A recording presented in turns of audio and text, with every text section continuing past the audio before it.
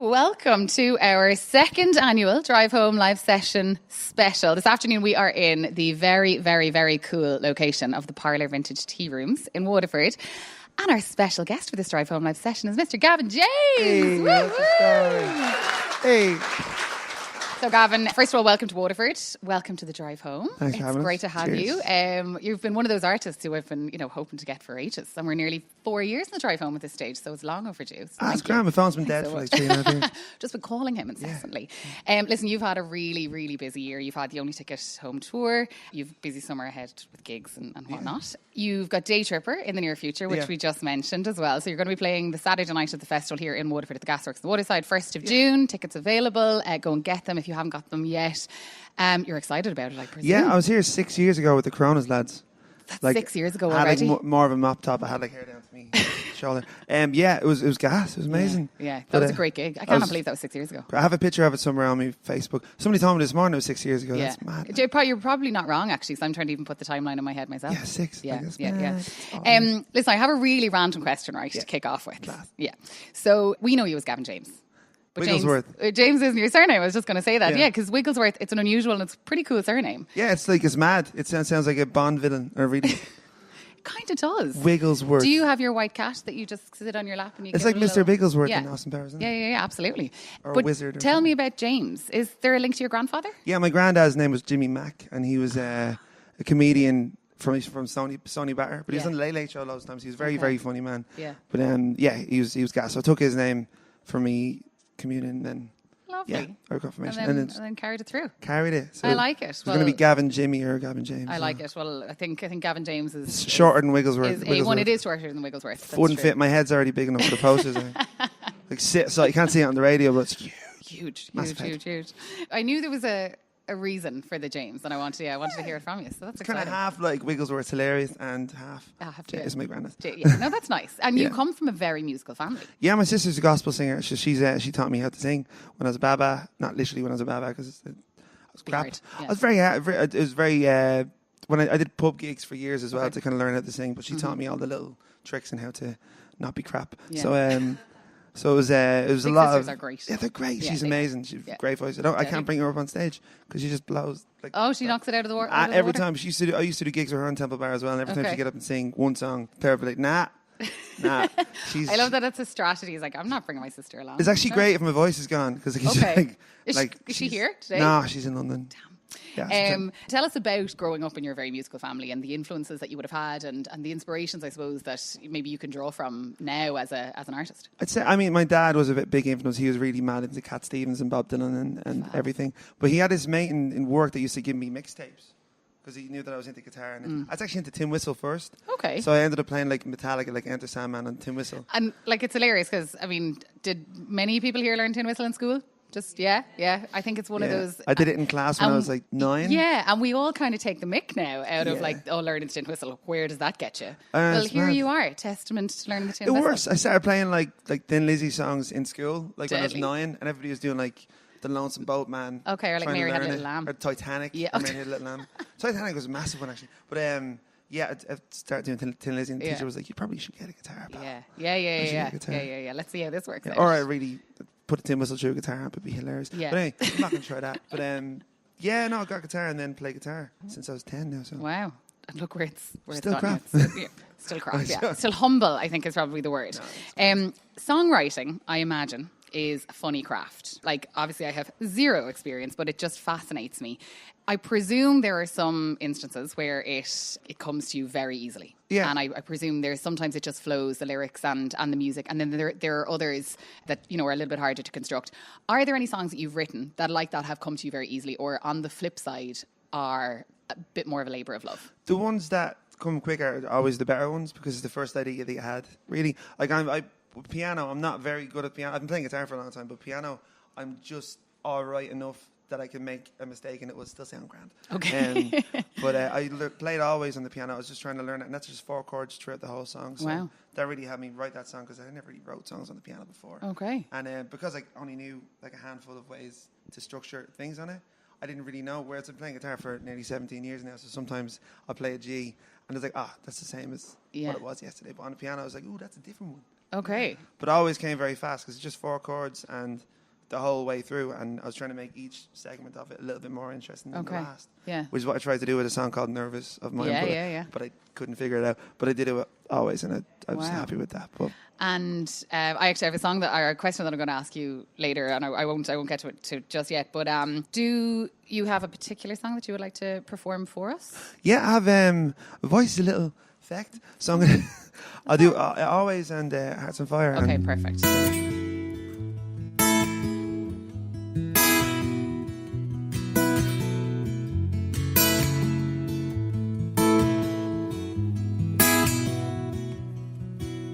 And what am I supposed to do without you? Is it too late to pick the pieces up? Too soon to let them go? Do you feel damaged just like I do?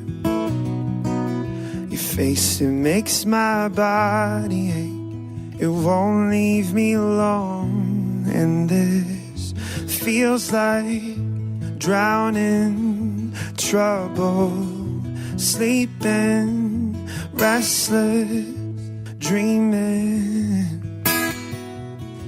You're in my head, always, always. I just got scared, always. I'd rather choke on my bad decisions than just carry them to my grave. You're in my head, always, always, always.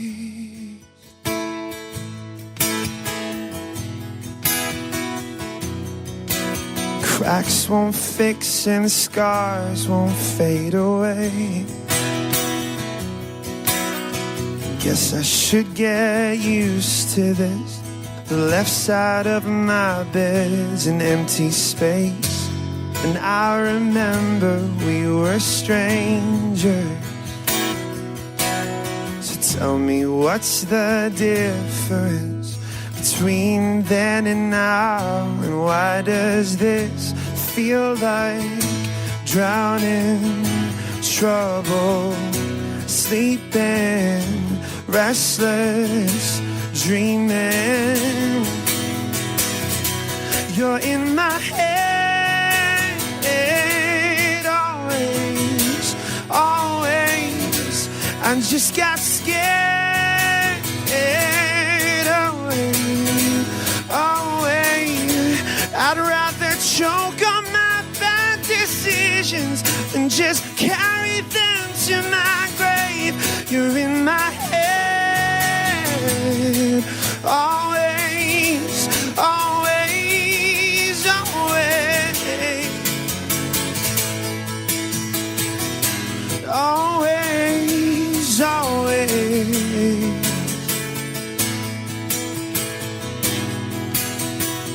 Oh, you're in my head,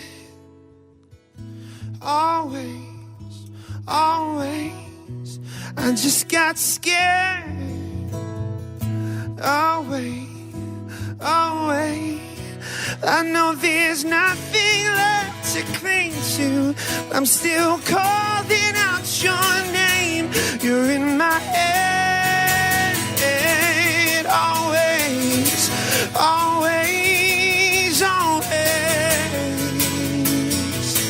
Oh, oh, always. And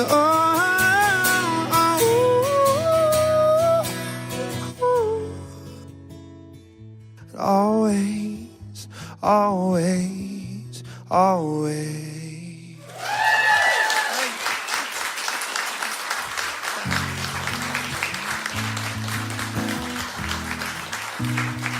Thanks very much. Welcome back to part 2 of our Drive Home live session with Gavin James. Woo, woo, woo. So we are in the Parlour Vintage Tea Rooms here in Waterford City, which is such a beautiful venue. We're in their very cool little bar area. Gavin, it's amazing as well, isn't this such a deadly little spot? Yeah, we're only chatting. It's the Peaky Blinder nights. Peaky Blinder nights they do here. It's amazing. No, they do. And they do these amazing, really cool, like, pass the hat gigs and stuff with kind of up-and-coming artists. It's really cool. So definitely, if you manage to get down to Waterford on a social visit, I highly recommend coming into the Parlour Vintage Tea Rooms. But a huge thanks to Sarah Jane and all the crew for looking after us. Also, of course, thanks to Gavin for taking the time to come down to us, especially when you're back down for Daytripper in literally a matter of days now at this stage. So listen, you've been knocking around the music scene in Ireland for the bones of a decade, really, at this stage. But it was 2012 when Say Hello was released at first, and genuinely, it is still one of my favourite songs to play on radio. Absolutely, hands down. I play it a couple of times a week, and it's genuinely. So when you're going to get those like Nielsen reports, you're like, really, WLR plays that a lot? But I have to put it back in the set. No, I love it, right? Yeah. Well, this is what I was going to say. I've noticed you don't play it in your gigs anymore. I can do it on now. I can do it. I haven't played it in like 2 years, I don't think. Okay. Well, all right. Well, I'll chuck that one in. At some point. Yeah. Okay. All right. Amazing. Well, I was going to ask, is there a particular reason why you don't play it? I think I wanted to leave it out of set for a little while so I can redo it up a little bit. And it'd be more new to all of us playing it and stuff, and for the crowd too. Yeah. But I had it in for it's 5 years. Yeah. We were playing it. Is it just that you got tired of it? Not even. It's kind of when you're playing a song the same way for 5 years. Eventually, you want to leave it on the long finger for even a year, and then just jump back into it, and it'll feel like you're playing a brand new song. Like anything. It's like, I've worn that jumper loads. I might just put it back a wardrobe for a while. Yeah. Come back to it next year. Also, the set's much longer now. Right. So. Repertoire building and all that. Yeah. So, absolutely. Well, that's good, because I was afraid that you were going to say, oh, no, I hate it, or I had this really bad experience with it, or you're going to have to. Exactly. June 1st. It's the same key as Wonderful World as well, so every time I do it, it's like, as the trees. Oh, it's so beautiful. It's fun to do. Beautiful. Actually, I'll do that. Yeah, that's fun. Oh, okay. Deadly. Thank you. How class is that? So when you released it, did you envisage its success, or did you envisage the success that would follow, or was there like a strategy, or was it a case of, right, this is a song I've written, I'm going to put it out there, and we're just going to see how things go? No, not at all. I had no idea. I mean, I wasn't even thinking about trying to even get it out on radio. I was just doing an EP. Yeah. And it was 4 songs, and in my mind it was any of the songs. I wasn't sure which one was a single, because I'm terrible at picking singles. Right. Terrible. I mean, sometimes it makes no sense. I mean, Always is a ballad, and it was a summer kind of single. Yeah, okay. Which is weird, because sad songs. Yeah. In summer, you don't. You kind of want to be outside having a beer, listening to something mad. Yeah. But it just seemed to work that way, which is amazing. Is it a case that I suppose you're almost too close to the songs to even make that call? Whatever connects the most with anybody. Yeah. That's what does it. Are there songs that you thought would really connect that maybe didn't, or ones that you didn't expect to connect as much, and now they're ones that people are, they're their go-to songs? There's one that was on the first record called For You. And it's beautiful. I had no idea, because this is a 2.5 minute song, and it's also a ballad, loads of ballads. I'm not actually that sad about it, but I came back to do Electric Picnic about 4 years ago. Mm-hmm. And I put that as my opener for all my gigs. Yeah. And people then it was just For You and Say Hello. That's all they knew. Yeah. So when I did For You at the gig, I wasn't expecting it. Like, everybody was saying, don't do that first. Terrible idea doing that first. Right. Just save that, because it's on the radio a lot. Yeah. And I went on stage and did it first, like acoustic. And there's 5,000 people just singing back. Yeah. For the first time ever, singing back a song that loud to me. And I was like, in my mind, I was just like, oh, does that still kind of blow you away? Yeah, no, but I said definitely shouldn't have put it first. Really? Okay. I said, where do you go from there? It's like, here's the peak. Now it's all downhill. You can leave now, lads, you're grand. Here's 7 songs you're not going to be able to sing to. Yeah. No, but you got to get the crowd going from the start as well. I just didn't think about it. Yeah. No, absolutely. Yeah, it's funny, and it's really it's actually kind of lovely to hear that it's a bit of a learning curve for you as well. Yeah. That every time you do something new, you are essentially testing the water. Because I was away from Ireland for about 6 months at that time. I was away over in the States doing stuff, and then when I got back to do Picnic, I was surprised at how many people were, because the first year I did Picnic, it was like maybe 400 people in about 3,000 capacity tent. Yeah. So it was like, you can sense it was quite small. Yeah. So and then the first time I played Picnic was at 3 o'clock in the morning in the Oxjam tent. Oh wow! Okay. 3 lads there. Right. Yeah. Dancing around. It was terrible. Great crack for 3 lads. Great fun. Yeah. I was 17, I think, or 18 or something like that. But So after that, I didn't know what to expect when I came back from the States and came to Ireland and did that. And there it was. And the last year it was on the main stage, and it was like the same madness. It's all the songs. Yeah. No, it's lovely to hear you say that. You're still a little bit kind of blown away by it. Yeah. Every so often, there's always something that just happens. You're like, oh, that's mad. Speaking of the States, there. I mean, you've had some amazing career highlights so far. I presume it was very cool performing on the likes of the Late Show with James Corden or with Jimmy Kimmel. You've also performed gigs all over the world in front of really deadly audiences. You've got awards like the Choice Music Prize for Bitter Pill. Is there any particular career highlight or moment in your career that will always be a very special moment for you? This is why I got signed to Capitol Records about 4 years ago. And I did a gig on top of Capitol Records in Hollywood, and I got to bring my mum and dad over and my sister. Oh, amazing. So they came up to the top, which is weird because like the barrier at the top of Capitol Records is really low. Right, okay, so a little bit unsafe. It's very high. Yeah. But yeah, they did a gig there. I think it was the first show they did there since the Beastie Boys did it. Wow. So I went up and did a couple of songs, and man, it was mad. It was one of them like, this is weird. Kind of surreal moment. Very strange. Yeah. But that was definitely a big bit. Other than that, it was doing Always at Picnic. Deadly. They didn't sing most of it. Right. Just let the crowd do it. It's mad. Amazing. That's incredible. I've got to get another song from you in just a second. Yeah, sure. And in part 3, then I've got a few kind of quick fire questions in our Get to Know Gavin section of the show. Deadly. So I hope you're going to be up first. Deadly. All right.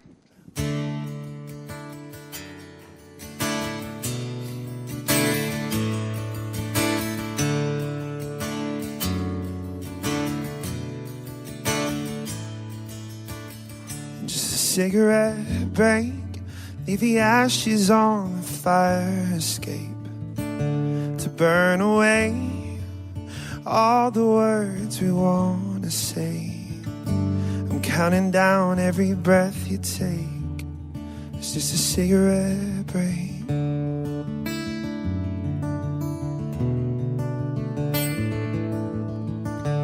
Little fires, little talks and ticking clocks will take me higher, but you're the one I'm dreaming of. When all these moments pass away, just a little too late. Oh, but I saw a spark, and I've never seen a more beautiful thing. Am I just dreaming? Let's take it too far, 'cause every word that you say colors me in. Should we begin? Or before it's too late, we'll say that you'll take a cigarette break.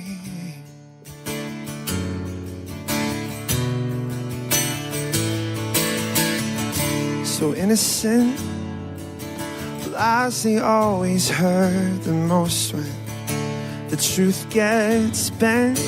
I'm trying hard to make some sense with all the words that she said. Was it all in my head? Oh, but I saw a spark, and I've never seen a more beautiful thing. But am I just dreaming? Let's take it too far, 'cause every word that you say covers me in. Should we begin? Or before it's too late, we'll say that you'll take a cigarette break. And all these illusions, the rule in my head, they won't let me sleep. They won't let me sleep. They're keeping me away from such a beautiful mistake. Oh, but I saw a spark, and I've never seen a more beautiful thing. I guess I was dreaming. We took it too far, 'cause with every word that you said, you reeled me in. Oh, and it was nothing. I guess it's too late. Well, this bitter taste was just a cigarette break.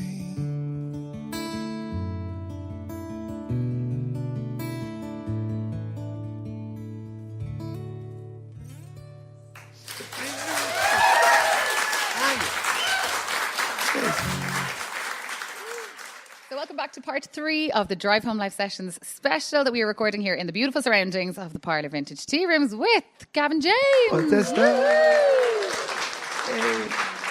Gavin, thank you again so much for taking the time to come down to us. It's really lovely to be able to do the Drive Home Live Session specials and just kind of get out and about. And I feel as well like it's lovely to have the audience. We have an amazing little audience with us today as well. And it's nice, kind of lends itself to a little bit more atmosphere than just sitting in the studio. Yeah. So, right, we've got our Get to Know Gavin section of the show.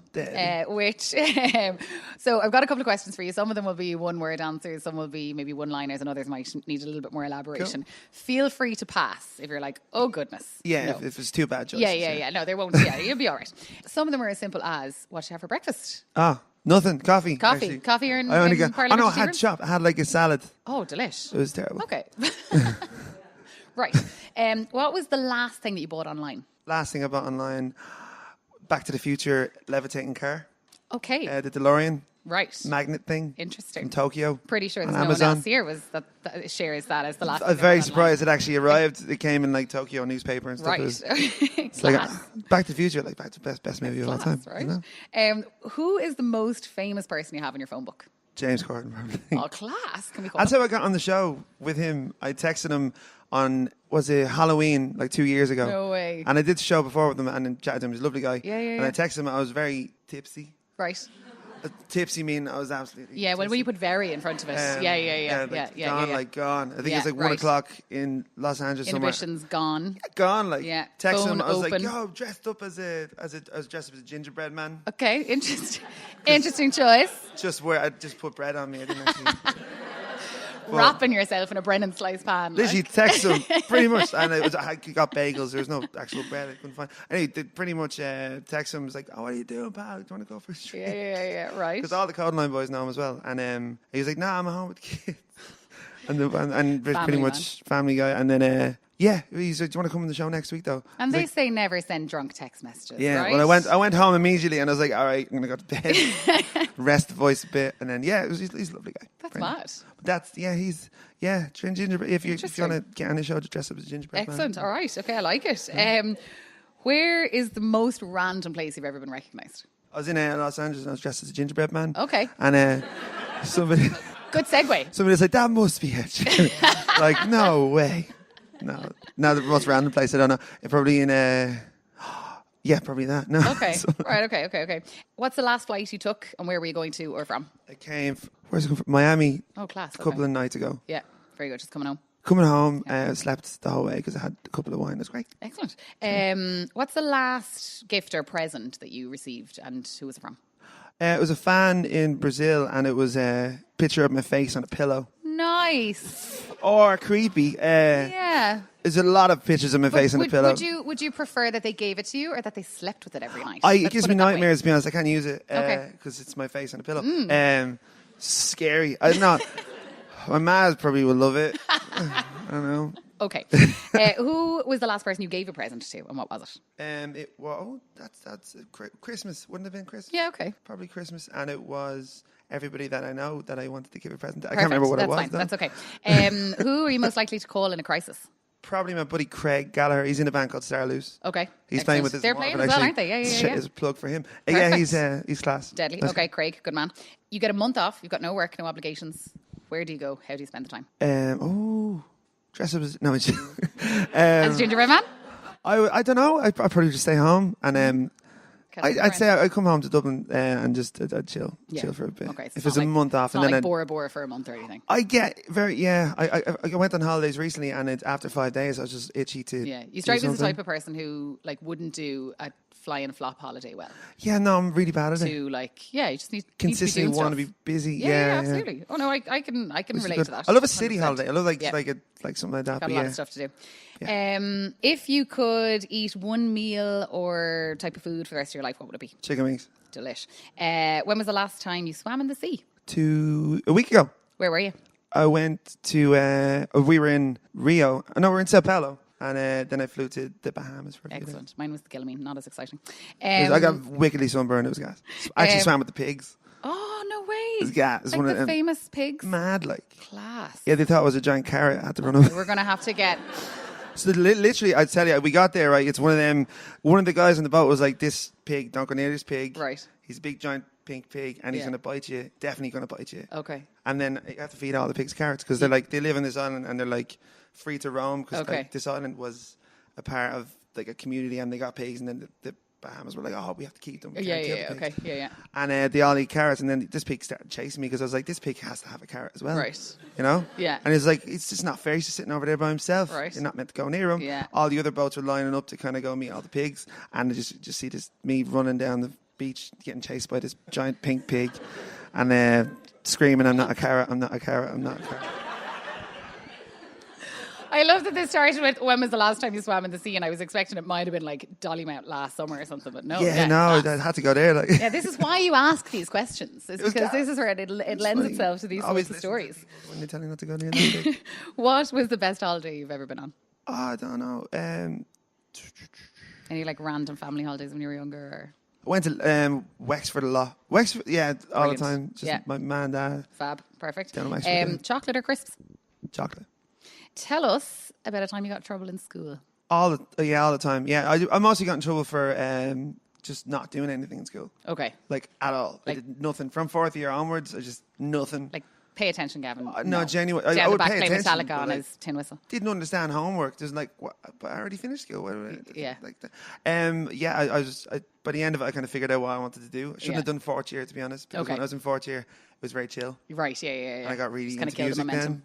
And then when I was fifth year and sixth year, I kind of just like I didn't even go in really, to be honest. Right, okay. Well, it's fine. I went to college for like 10 minutes. You have a fallback career, so you're fine. You're great. Yeah, I think the music is working out for you. So I got in trouble mostly for that. And then with the lines, when they had to tell you to write the lines out. Were you given lines? Given lines. We had to do the whole journal. Like write 100 lines, like I will pay attention. We did the journal. Like, there was like rules of the school in the journal. You had to write it out. I was like, Janie.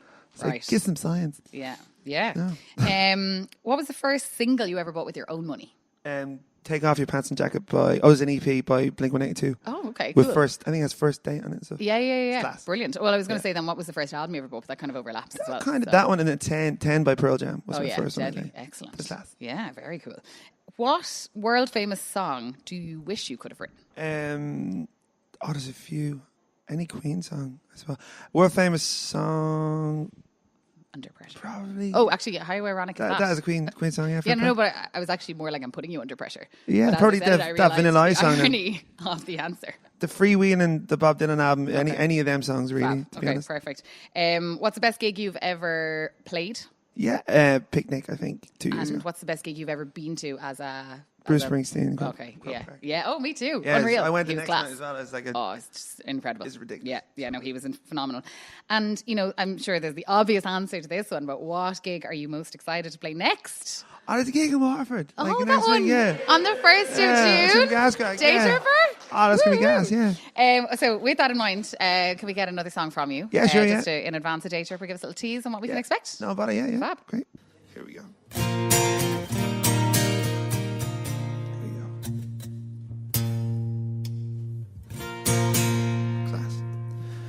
Strangers in my head keep making me forget where I came from. Well, there's a madness in our eyes. We're too blind to realize just what we done.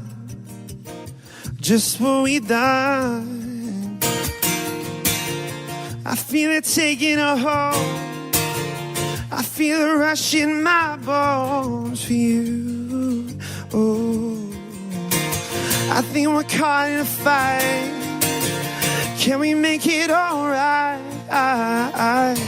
With all these shadows on our backs, how can we take it back? And how can we love with our hearts on fire? Is this enough, or are we just burning ashes to dust like a funeral pyre? Can we love with our hearts on fire? Oh, and how can we love with our hearts on fire? This is the part of the gig where I'm like, everybody make some noise, yeah, Waterford, yeah. So alone between the sheets, down all these dirty streets, I lost my soul.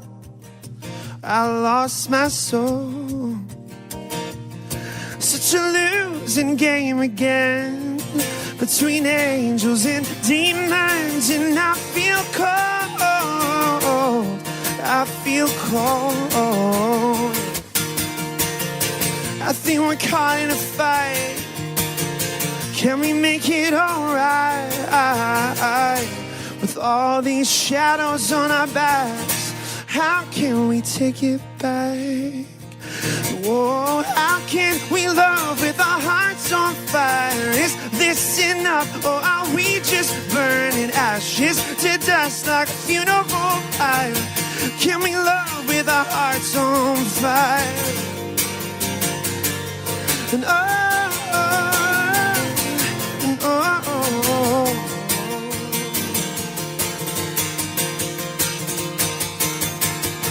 and how can we love with our hearts on fire? Is this enough? Are we just burning ashes to dust like a funeral pyre? Can we love with our hearts on fire? How can we talk when the words just won't come out? Too scared to open up our mouths. Will we walk as the flames get higher? How can we love with our hearts on fire? Thanks very much.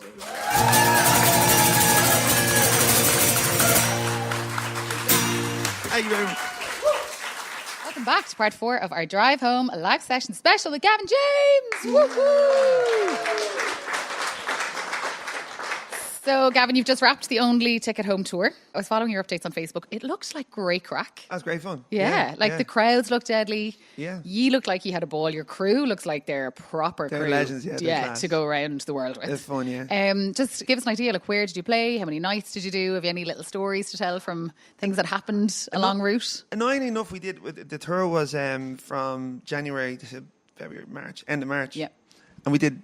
No, end of April, because we did 49 gigs. Janie. Which is not 50, is it? No, it's not 50. So that's true. When we finished it, we were like, oh, couldn't have put one more in. Like so upsetting. But no, it was awesome. It was amazing. We did America and Canada and Asia and Australia and all of Europe and everywhere. Anywhere that was brand new that kind of really surprised you? There's a few. Singapore, I did my first proper kind of gig in Singapore. And you never know what to expect when you do them sort of places, because it's mad. Yeah. And Brazil as well, but like there's like 500 people in Singapore. Like I'd never really done anything in Singapore. Yeah, Singapore is an amazing city as well. Like, it's amazing. Yeah. But Brazil, the one in Sao Paulo like 2 weeks ago was the last show. But you're huge in Brazil. It's so weird. Right? Like, so, outside of Ireland, you're like, oh, maybe the UK, maybe the States. Like, Brazil is your country. Like. Brazil, after Ireland, it's like Brazil and Holland. But like, how did that happen? I did a song, I was... Nervous was picked up by like this TV show over there. Okay. That was kind of like Coronation Street. Right, okay. But like over there, like people watch, like half the country watches this version of Coronation Street, more or less. They're called telenovelas. So when the finale's on, like nobody in Brazil is like outside. Right, okay. So I didn't realise how many people watched this TV show. So when Nervous went on it once, I went online and like it was like, I had no idea what anybody was saying. Crazy. At all. So it was... all Portuguese, and it was all from Brazil. And I was like, what's going on? And like, even me and my manager Edison, who's over there, was like, this is mad. And it went number one. The album went number one first, and then for some reason they loved the sad songs. So every time there was a scene when somebody was like in love with somebody and they didn't love them back, they'd be like, promise that I'll hold you. So it was on every episode like 5 times. So every time it was on, it was like, oh my God, what's that song? like, it's bizarre. And then it happened always as well. So I always went over there, and it was a similar thing. They had like a Game of Thrones kind of thing as well that was on. Class. Which is mad. But I wasn't aware about how many people watched it, so that kind of threw things over. And then I went over for loads of trips to do radio and TV and everything. Okay. And have you watched Game of Thrones? So you just mentioned it there. No. I watched 2.5 seasons of it like a year ago, and then I It's not on Netflix. It's not. Yeah, that's true. I'm trying to find an easy way to watch it. Yeah. And but I'm also I need a bit of time. Yeah. So maybe on that month off that we mentioned earlier. It's a big commitment. It's a lot of commitment. Yeah. To watch all of them. Yeah, no, I have to watch it again. Yeah. So I can't just go from 2.5 because I don't know where I stopped. Yeah, that's true. No, you would. You'd have to start from the start. And even when you start from the start, you're still going to be confused. Yeah, pretty much. Yeah, that's fine. Did you finish it? Yeah, I did. Yeah. I'm not going to say anything because I also have to stay away from social media forever. Do you know what? You're nearly better off to like put it off for about 5 years and no one will be talking about it. And then I'll forget about it, the ending and everything. And and it'll be completely brand new to you. Yeah. And like, yeah. Because I already kind of know what happens. Yeah. It's hard to avoid it. Yeah. Anyway, in case anybody in the room hasn't seen it yet, I'm not even going to say whether it was good or bad or whether I thought it was amazing. I can tell you, it's so what happens at the. So, Who Takes the Throne is, so you have just announced your 3 arena gig for 2020. That's very exciting. That's going to be great crack. Give us the dates and ticket details or whatever for anyone. It's in February and it's 2020. It was the year away, so it's going to be great fun. I've no support yet, so I'm not going to... Yet? I don't know who's going to be doing it. That job's open, guys. Auditions straight after the show. Yeah, it's going to be gas. Yeah. Whoever can make the best cupcakes. So, it's going to be great crack. The band that I have now will be playing with me then. Brilliant. And then the gig's going to be about 7.5 hours long. Excellent. Because they're planning on releasing 7 albums this year. Brilliant. And then pretty much... No, but it's going to be great fun. I can't wait to go back there. Class. Of course, much closer to the time, we've got Daytripper next week. We've mentioned it, obviously, a good couple of times. Was it next week in Waterford? Well, Daytripper, it's the 1st of June. It's days away. Days away. In Waterford. Daytripper, the 1st of June. It's going to be absolutely class. Is it kind of kicking off the summer season for you? Yeah, no. Do you have any gigs before it? No. I can go to France on Friday to do a radio show, but that's okay. But that's it. And then Waterford. Back in for Waterford. It's going to be great fun. It has been an absolute pleasure having you. Thanks for having me. Really looking forward to the gig. We're hoping, obviously, that everyone who's here is going to be able to come and support you down the waterside as well. Yeah. Tickets are available from daytripper.ie, number 21 off licence The Glen. Massive thank you again to Sarah Jane and the whole crew for having us here in the Parlour Vintage Tea Rooms. Of course, our Drive Home listeners for coming to join us as well, guys. Thank you so much. And of course, our very special guest, Gavin James. Thanks very much, everybody. Thank you.